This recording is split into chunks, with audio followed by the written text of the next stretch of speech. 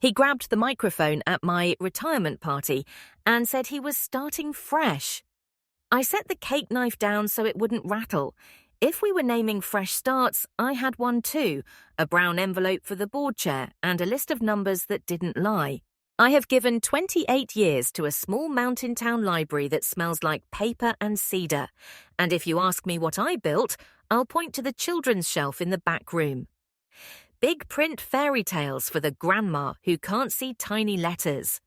Board books that fit small hands like biscuits fit a tin.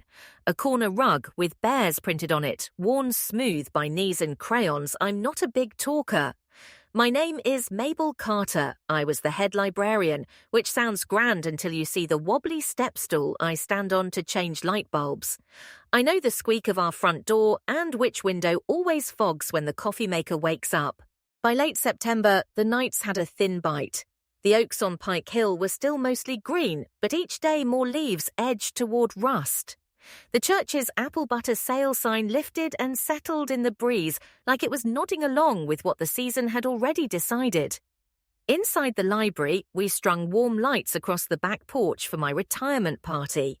Someone, Bess from the post office I think, brought 2 apple pies. Harold Pike, our board chair, brought an old brass bell from his bait shop to ring at the end of the speeches. You couldn't have paid me money to be the centre of that many eyes. But the folks I'd checked books out to since Clinton's first term wanted a chance to clap, and I had no honest reason to say no. I sliced the first pie and told a story about the day the bookmobile sank an axle into the creek bed behind the high school. People laughed the kind of laugh you hear at funerals and anniversaries. The laugh that thanks you for leaving out the parts that still sting.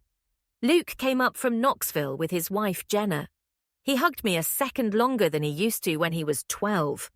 "Proud of you, Mum," he said, and then stepped aside like he knew the evening would be a long river best crossed slow. Ethan came late. My husband has the timing of a man who wants a drum roll. 60 now, grey at the temples, owner of the only building supply business for 3 counties. He knows half the men whose houses went up with his lumber and all the ladies whose kitchens he promised to modernise when he decided to dabble in community branding. He had on the good jacket, the navy one he wears to ribbon cuttings. On his arm was Grace.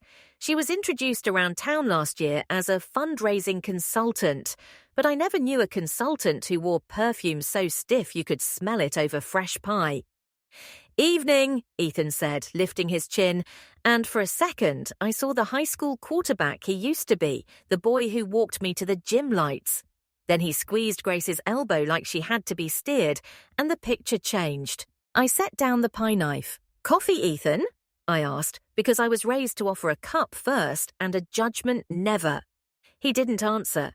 He scanned the crowd like a man about to deliver a blessing. I felt it coming with the same clarity you feel the air change when a storm tops the ridge.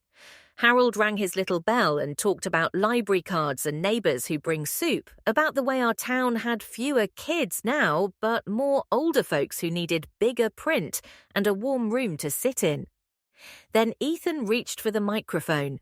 "Friends," he said, and I saw the way the microphone cord shivered in his hand. "Tonight we celebrate Mabel's long service, but we also celebrate new beginnings. Change is healthy. We mustn't be afraid to turn a page." He smiled toward me as if we were in on the same joke. "And in that spirit, it's time I share that I'm starting fresh, Mabel, and I will be going our separate ways." The crowd didn't gasp. We are not a gasping kind. But heads turned toward me the way wheat leans when wind picks up. One direction, then the other, then back. I laid my hand on the table to keep the cake plate from rattling. The coffee urn hissed. Somewhere a child dropped a plastic fork. My throat felt tight, and anyway I had nothing urgent to tell. When I could trust my voice, I said, "If we're naming fresh starts, I have one too." I picked up the envelope. Plain brown, creased at the corners. The paper felt warm from my palm. I handed it to Harold. "Board business," I said. "The Children's Mountain Books Fund." Harold doesn't move quick when eyes are on him. He slid the papers out slow and studied the first page. I saw his mouth pinch the way it does when a catfish swallows a hook. He looked up at me and then out at our neighbours. We'll talk through this properly, he said, his voice steady. For now, let's enjoy Mabel's pies. He slipped the envelope inside his blazer like it belonged to a safe. Ethan laughed. That was the worst of it. He laughed and clapped his hand to my shoulder like I was a co-conspirator in his show. There she goes, he said, Mabel and her numbers. I surprised myself by smiling. Yes, I said, me and my numbers, When the crowd thinned and the party lanterns began to make small circles on the porch boards, I stacked paper plates and felt the first true shiver of the evening. Luke slid next to me, his shoulder warm and close. You okay, Mum? I don't know yet, I said. I know what's true, and I know whose hands it's in now. He nodded once, a grown man's nod. We're here. Ethan drifted over like a leaf pulled by a slow current. You could have spared me that, he said, his voice low enough for only us. The perfume from Grace's wrist clung to his jacket. What? I asked. The envelope theatre. We could have talked at home. The cheques weren't written at home, I said. They were written from the fund's account, a community account, so I handed them to the community's chair. He leaned in, his breath coffee sweet and pie sour at once. Don't be dramatic. I waited till the speeches were over, I said, and I didn't say a number out loud. That's the opposite of dramatic. I told the truth, he said. You told the crowd you were leaving me at my retirement party, I said, and my voice found a steadiness I had not expected to find tonight. That is not the truth. That is a choice. Grace appeared beside him with a paper cup and a smile that didn't reach her eyes. We should go, she said too brightly. We have an early call with a donor. Consultant hours run late for donors in a town this small, I said before I could stop myself.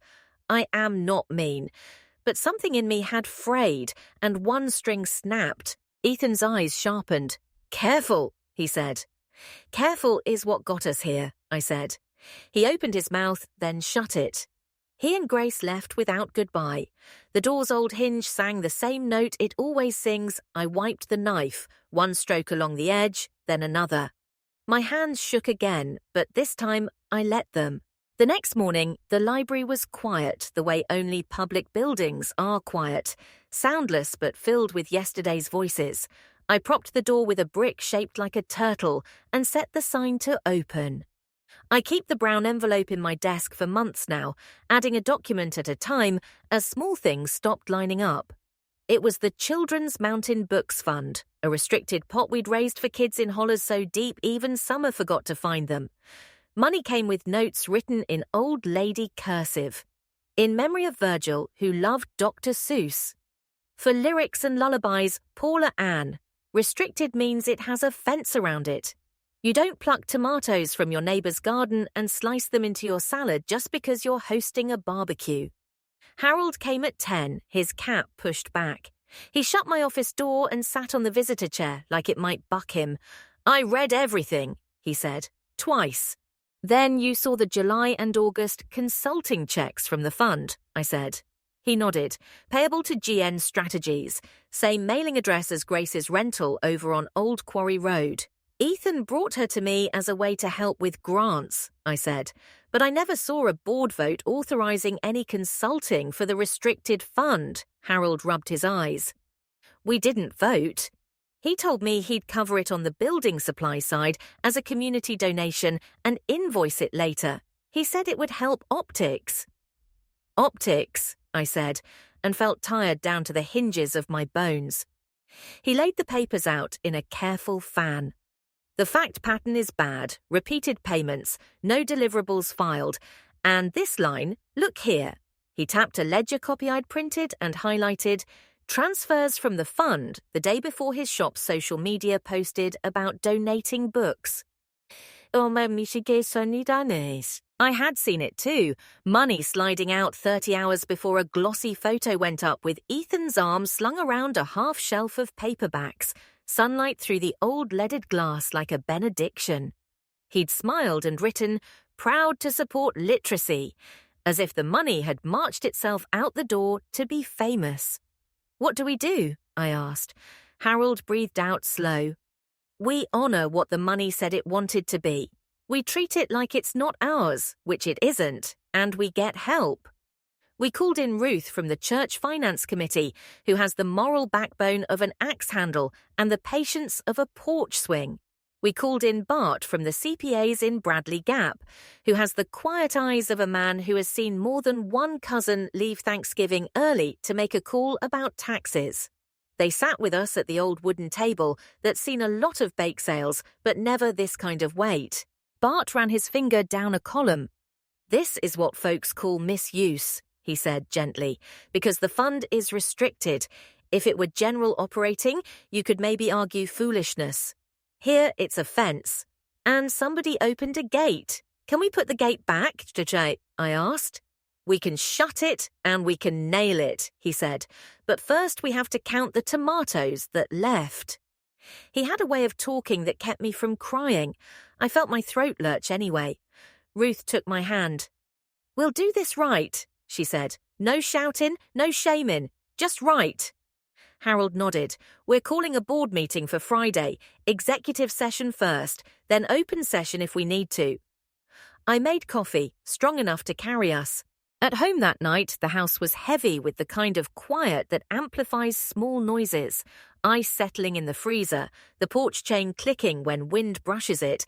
Ethan's shoes were not by the door. His favourite mug, the one with a fish on it, sat in the sink, ringed with dry coffee like an eclipse.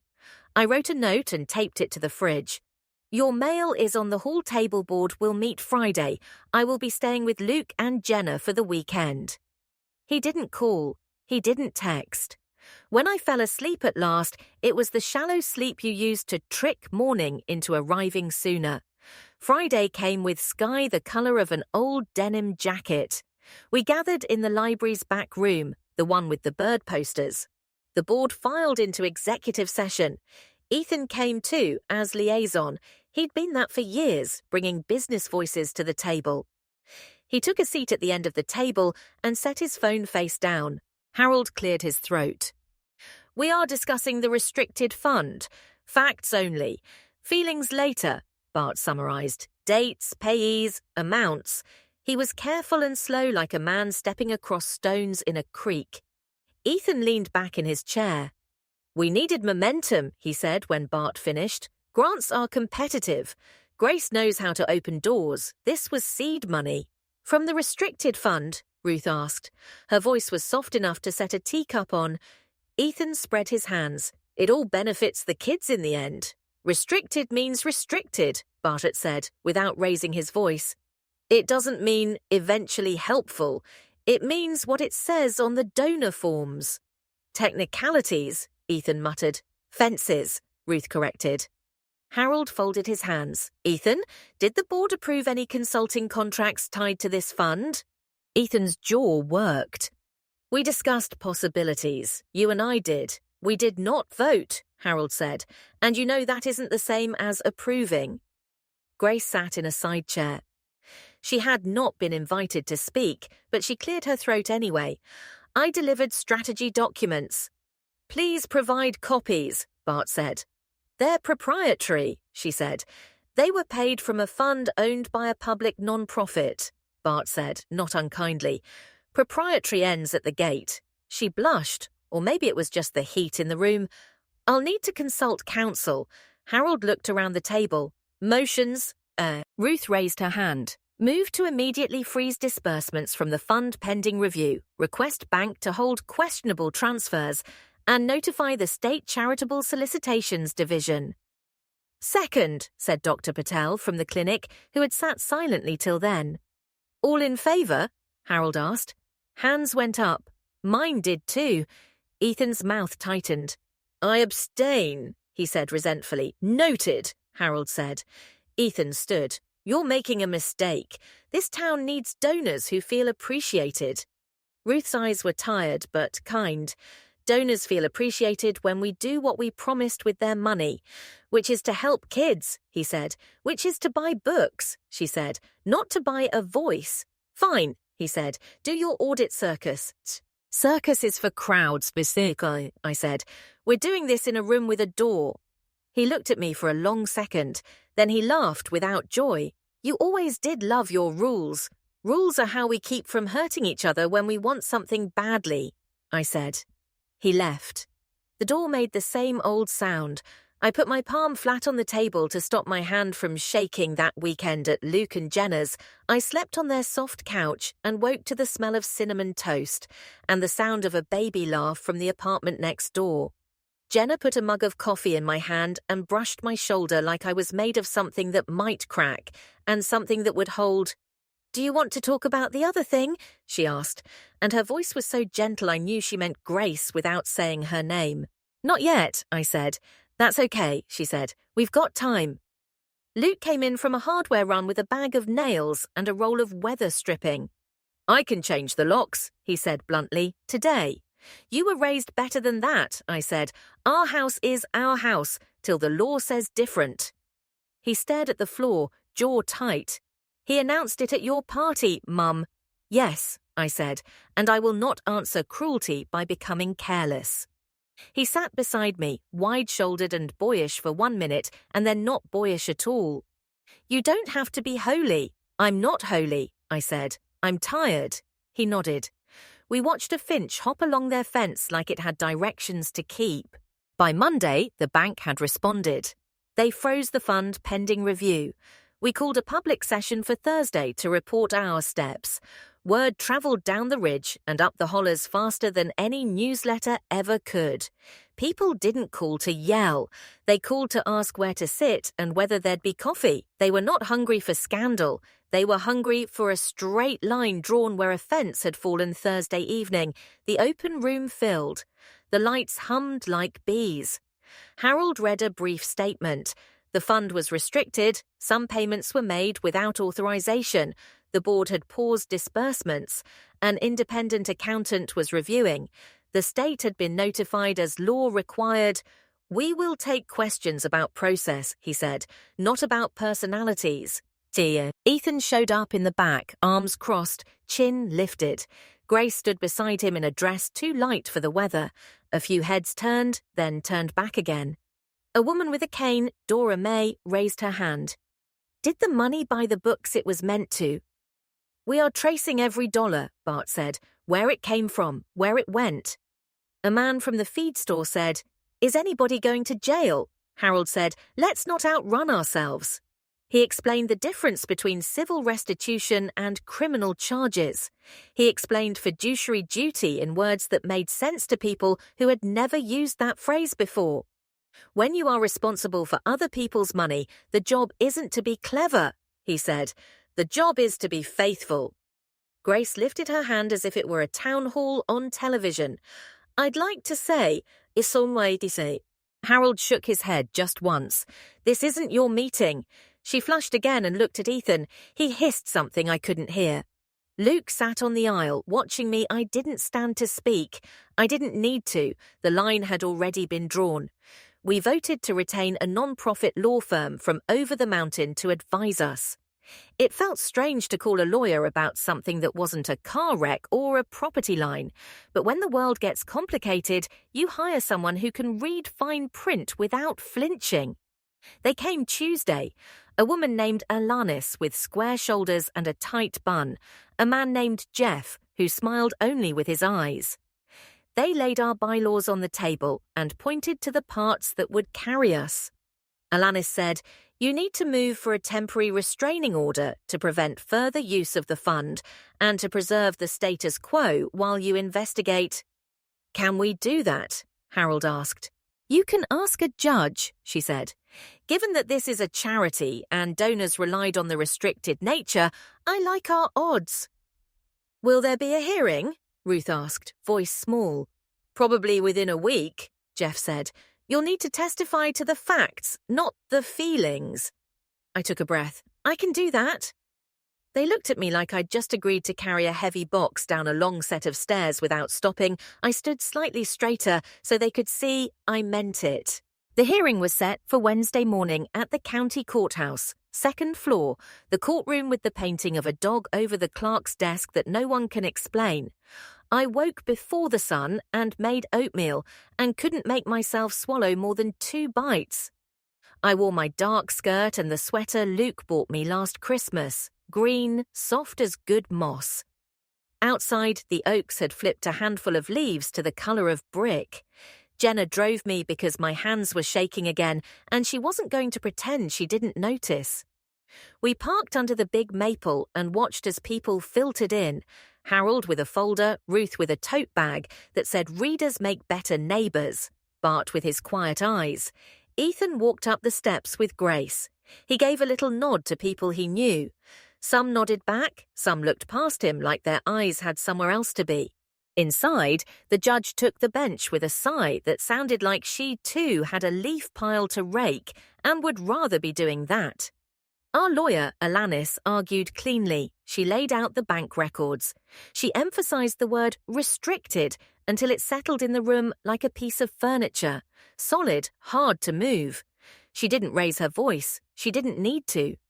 Ethan's lawyer, a man who usually handles property closings, argued that this was an internal dispute blown out of proportion and that consulting is a normal expense when raising visibility. He said the word optics twice, which made something in my chest go colder than the room required. The judge asked 2 questions that made me like her. Did the board vote to authorise these payments? And where are the deliverables? Ethan's lawyer said words that ran around the questions without touching them. They called me to the stand. I walked up the little steps that must have felt big to smaller feet. I swore to tell the truth, because whether you believe in the same God anymore or not, promises have their own kind of gravity. Alanis asked me my name and my role. She asked me how the fund was created and what the donor material said. I told her what I could. I did not talk about the party or the microphone or the smell of Grace's perfume. I talked about paper, which is where our town keeps its memory. I described the donor letter that used the word restricted 3 times. I described our normal process for expenditures and how this one did not follow it. I described the checks. I printed each word one at a time, like writing for a first grader, slow and careful. Ethan's lawyer asked me if I had a personal grudge. I looked at the judge, then at him. I have a personal sorrow, I said. The fund has its own sorrow too, and that is what we are here about. There was a small sound in the room, like someone tried not to laugh and ended up coughing. The judge's mouth twitched. After testimony and argument, the judge granted the temporary restraining order. She ordered the bank to maintain the freeze on the fund and to freeze further transfers from the building supply account into any entity associated with GN Strategies until an accounting could be completed. She set a date for a preliminary injunction hearing and said words I will remember. When you hold other people's money, your first job is to remember your second job. Don't forget the first one. Outside, the sky had softened to the blue you only see in September, a colour children try to capture and never quite can. Reporters? No, we don't have those. But Dora May was there on the steps with her cane, and she patted my arm once. Do right by the books, she said. We will, I said. We are. Ethan stood off to one side with his lawyer. He looked tired in a way I recognised. The way a man looks when the bright room he thought was his has turned out to be a hallway leading somewhere he didn't expect to go. He came toward me. You didn't have to take it here, he said. This is exactly where it belongs, I said. The living room is for marriages. The courtroom is for money that belongs to a town. I loved you, he said, and the tense caught me like a thorn on a sleeve. You loved applause, I said softly. Sometimes it clapped in my direction. Grace stood a few steps back, eyes wet or shiny. I couldn't tell. She didn't speak. For the first time since she showed up on his arm, I felt a hollow trickle of pity. Then I remembered the checks. At home, I slept 2 full nights. On the 3rd, I woke and baked bread with honey because the house wanted a smell that he had not brought in. Luke came by with a bag of groceries, and the kind of hug that says, I know this is a long road and I brought my walking shoes. He looked around like a small animal might be hiding under the couch. Do you need anything else? Quiet, I said, and a little company. Done, he said and sat. Jenna texted me photos of their porch pumpkins. I sent back a picture of the rising loaf with a thumbs-up emoji that made me feel young and silly for a second, which was a nice change. The next board meeting was shorter. The accountant had traced more payments, enough to recommend the board demand repayment under our bylaws and to forward the packet to the Attorney General's charitable division. We voted, hands steady. Ethical people look dramatic only to those who prefer fog. Then came the letters from donors, not angry, just aching. I gave in memory of my boy, who died at 21, one said. Please set it right.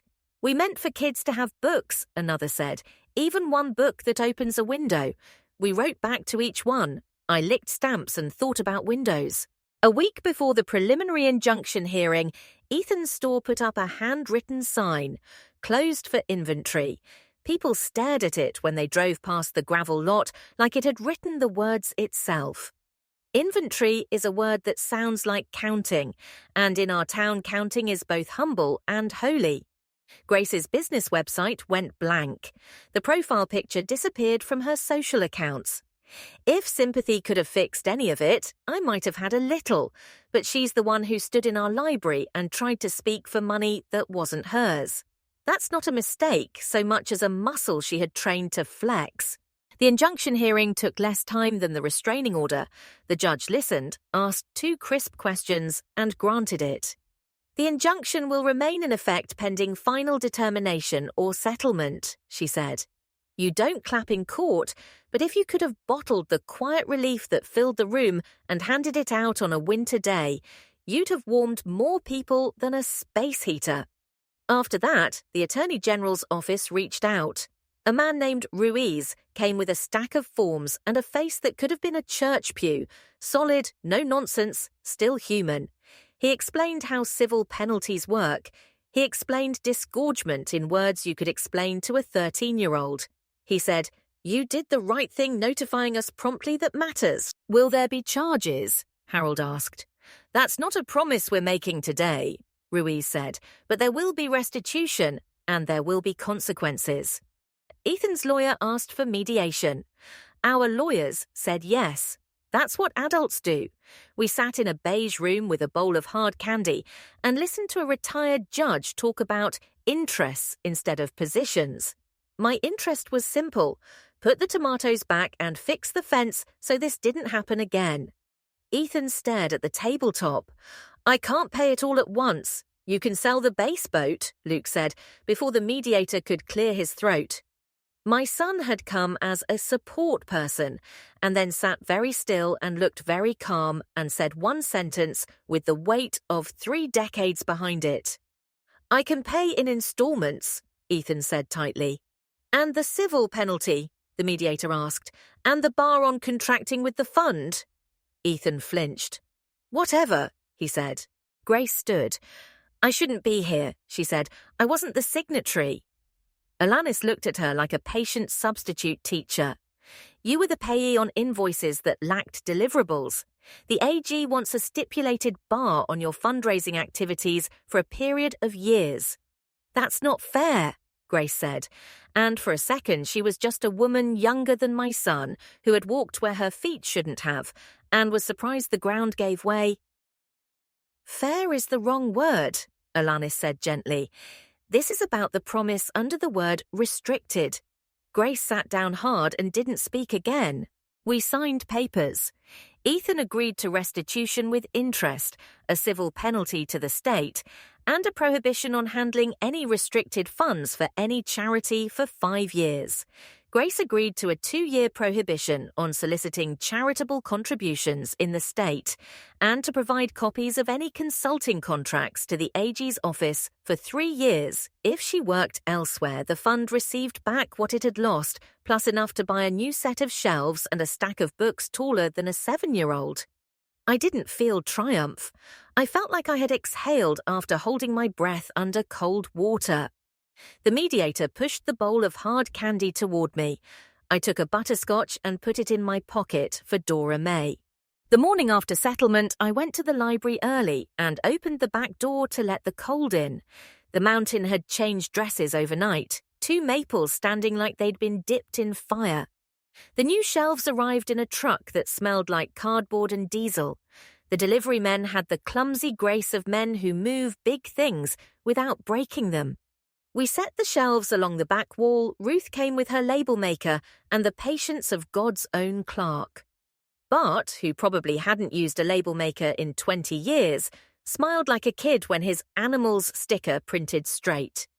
We unpacked boxes, picture books about trains and bugs, and a boy whose grandfather planted a tree that remembered a war. I ran my hand along a spine and thought, here is a window ready. Dora May came with a bag of persimmons and her cane. How'd it go? She asked. We have the fence up again, I said. She nodded. Good. I brought the first fruit. You make jam yet? I will, I said. Bring me some, she said, for my biscuits. I walked her to the door. She patted my arm. The persimmons smelled like a different season arriving a little early to remind us not to take the calendar too seriously. Luke stopped by after lunch. I fixed the gate latch, he said, then grinned. The real one. Out back. It squeaked. I liked the squeak, I said. I'll loosen it, he said, if that's what you want. What I want, I said, is for you to come for dinner and for me not to burn the cornbread. Done, he said. He wrapped me in a hug that squeezed my ribs and the parts around them that hurt more. That evening, the church hosted the first soup night of the season. Ruth set 3 pots on the long table, chicken noodle, vegetable barley, and a creamy potato that could have mended a quarrel if you let it. I ladled bowls and talked about nothing and everything. People came through the line and said, good job, without saying what about, which I appreciated. Ethan did not come. Grace did not come. Sometimes absence is a kindness the body recognizes before the mind does. When I got home, the house was dark and friendly. I turned on one lamp and sat at the kitchen table. Somewhere in the night, a train cried the long cry it uses to keep itself company. I poured tea and wrote a note to Harold.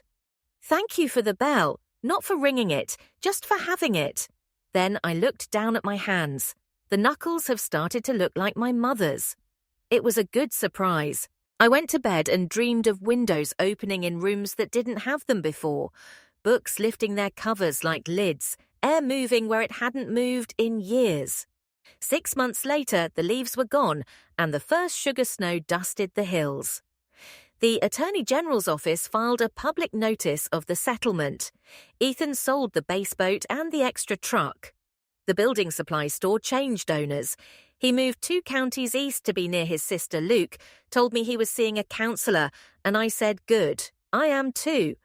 I won't pretend that the ribbon of our marriage didn't tangle all through our son's heart. Untying takes time. Grace took a job in another state, working for a roofing company, her profile photo replaced by a mountain landscape nobody we know has ever seen. I do not miss her. I don't wish her ill. I wish her a map that shows fences where they actually are. The library's back room has a new sign, Children's Mountain Books, gift of many hands. The shelves are the colour of pale honey. Sometimes I catch myself running a finger along the edge and I stop and smile because it's not mine anymore. It belongs to the children who are going to stretch out on the bear rug and press their faces into a page that takes them someplace they didn't know existed. On the first Saturday of March, I ran into Ethan at the farmer's market. He was in town to pick up a sound system he'd loaned to the Rotary years ago. He looked thinner. He looked older. He looked like a man who had watched a room he used to command fill with people who didn't need his voice to find theirs.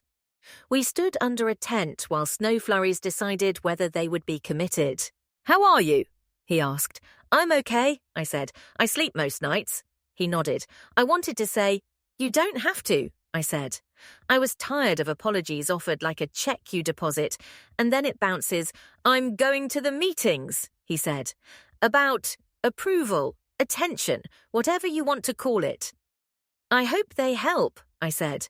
And I meant it. God forgive me, I did. "Did you ever love me?" he asked, voice small in a way that made me ache and made me wary at once. "I did," I said. "We loved the same town for a long time. We loved the same boy. That counts for more than you think." He looked at his boots and then up at me. I messed up, he said. Yes, I said. You messed up with me and with the money that wasn't ours. He swallowed. I'm paying. You are, I said. Keep doing it. We stood in the clean cold for one breath more. Then I turned toward the stall with the honey sticks because the grandkids at church liked them, and he turned toward the sound system and whatever quiet came next. On the day the last restitution check arrived, Harold rang the brass bell once in the library, not for show, but because a sound like that is a prayer if you let it be we didn't make speeches. Ruth handed me a book and said, "For you." It was about a woman who built a wall and then a gate and then learned which to open when. That night, I sat on my porch steps and watched the first bats zigzag over the parking lot. The air smelled like rain that hadn't yet started. I thought about rules and how people say they're cold. They are not cold. They are blankets we lay down so a tired person can rest and know no one will take their pillow while they sleep. They are fences that tell us where the tomatoes end and the path begins.